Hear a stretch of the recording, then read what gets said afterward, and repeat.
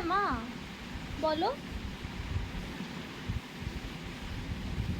আমি তো তোমায় অনেকবার বলেছি মা, ও এবারেও ছুটি পায়নি।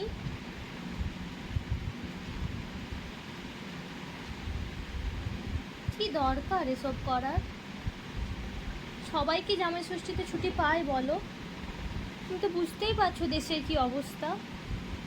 তারপরে যদি এখন আমি ছুটির কথা বলি তো আমাকেই খারাপ ভাববে, ভাববে আমি যেতে পারছি না বলে এসব বলছি। আমি একা কী করে যাই বলো ওই দিনটাতে? পরে একদিন আসবো, ও যখন আসবে তুমি তোমার ফোঁটা জামা কাপড় যা যা দেবে সব তুলে রাখো।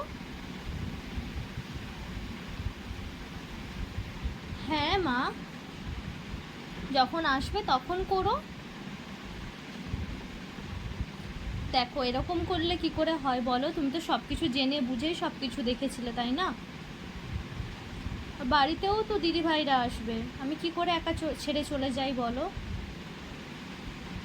বুঝতে পারছি, তুমি বোনদেরকে এবারে ডেকে নাও, পরের বারে চেষ্টা করব আমরা আসার। আমি বুঝতে পারছি মা, কিন্তু কি করব বলো? ওর কথাটাও তো ভাবতে হবে। ওরও তো খুব ফ্রাস্ট্রেশন হয় যখন ও এই সব অনুষ্ঠানে আসতে পারে না বা আমাকে কাছে পায় না। শুধু তো ও বলে ও নয়, আজ তুমি দেখো সমস্ত সৈনিক যারা দেশের বাইরে আছে কতজন আসতে পারে না। সবার বউদের কন্ডিশনই সেম হয় গো।